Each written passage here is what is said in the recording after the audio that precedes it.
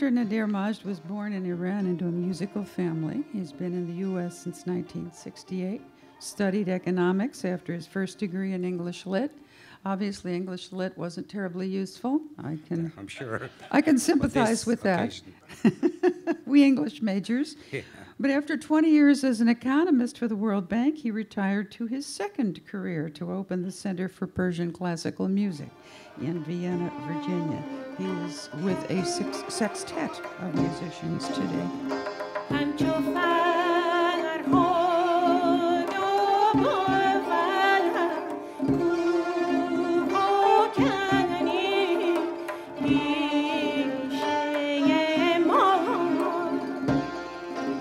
Tell us first, what is Chakavak? Chakavak is the name of a singing bird. And also it's a segment in the repertoire of the Persian classical music because, you know, we have dasgas, just like ragas, the Indian ragas, and the scales. So we have some 7 scales, and one of them is called Homayun, which is mostly played in the royal court. And then you have a segment in that scale which is called, it's called gushe.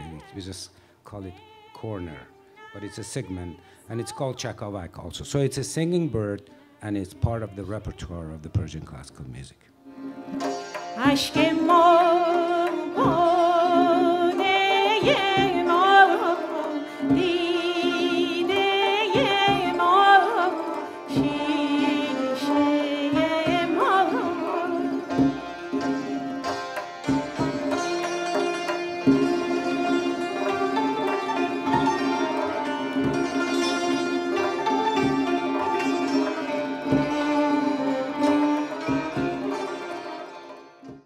We tend to be familiar with Western European-based classical music, art music, composed, formal, presented by trained musicians for an audience. Pretty much the same with classical music? It's less formal, you know. It's mostly improvised, you know, and it's not written until maybe 200 years ago. It was just oral tradition. And the beauty of it is that the musicians, they sit together and they live together for a while to be able to play together. So you developed, even, you know, the songs, the modes, and so on, it's developed through that rehearsals. But the image I get when you say that they work these things out together is almost like a jazz band. Exactly, you know, it's just like the jazz band. It's improvised as they go along, you know. But there are ways of doing things which you learn, then you build on those. In other words, you don't have prodigies in the Iranian music because you have to have both the skill, because you know, it's done simultaneously, you know. You think, you create, and you perform. So in order to do that, you have to have the technique to be able to implement it. Is the music for an orchestra different from the music of a small group like this? In what sense? What is that? I mean, you mean? Are they the same tunes, so to speak, or is it a different repertoire? Yeah, if you have a big orchestra, of course, we use the Western techniques, you know, like counterpoints, harmonies. I do myself. When I have the big orchestra, you go to on YouTube. You can see that when I compose for the big orchestra, usually you have the counterpoints, harmonies, all the Western techniques are there. Okay, but they're tailored for the Persian classical music. In a small group, it's mostly unison. You know, it's there's no harmony. We're trading off. Yeah. And sometimes there's a dialogue as you go along. Yeah, but mostly when you play together, you play the same song, and it's the same thing.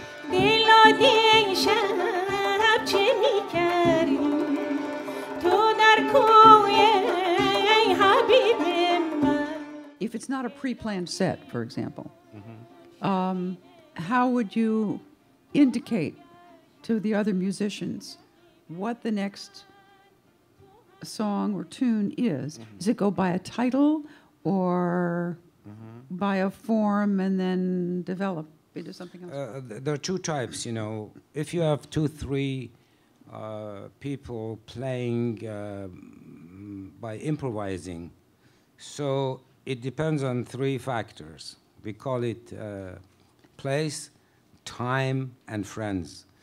And they're all, the 3 of them ends in N. We say makan for place, zaman for time, and ikhwan for friends. So it's rhymed, you know, in a sense. And it's very important because, you know, if you have not good people sitting in the audience, you just play for 5 minutes and you get rid of it. If they're good, nice people, go on to the next. Then you continue all day because, you know, the repertoire is very vast. You can play 2, 3 hours in one scale, one mode. Yeah.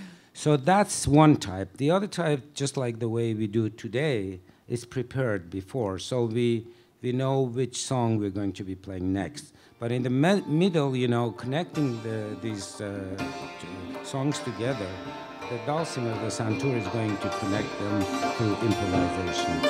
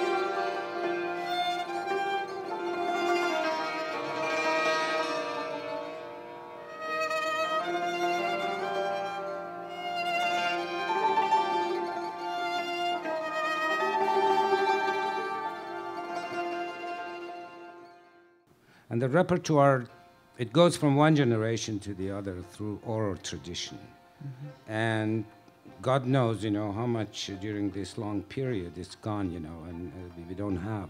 So in some, in the repertoire, there are some segments, there may be 2, 3 lines, and I'm sure in the past it's been longer than that.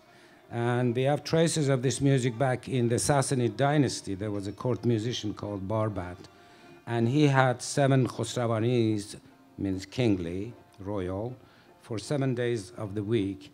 And he had 30 pieces, they were called lahn, or songs, for each day of the month. And then he had 365 different songs called dastans, which today is called gushe, the segments, for each day of the year. So you see, this vast tradition has been, you know, going through the history, through oral tradition, and we have lost so many, you know, parts. But thank God, at least we have a huge book today, which we use as a Bible of the repertoire of the Persian classical music.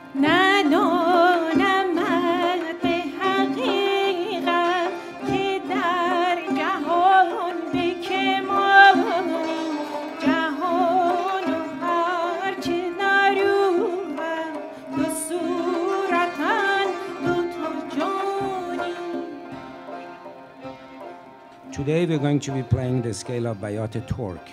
This is Bayat Zand. It's called, again, it's coming from Zoroastrianism some 1500 years ago. And in the old time, the prayer was mostly in this mode. Even this tradition has passed, you know, and sometimes today, even when this Islam comes to Iran, you know, they use this mode, the Bayat Zand, to do the Quran, or when they do azan, you know, for the Muslims to go and pray. So it's called Bayat Zand, and we're going to be playing 4 or 5 pieces, some from the repertoire, some composed by the people beforehand. Okay. Well, great. I think we're going to clear us out and put you to work. Thank you. I thank you. Thank you very much. Thank you.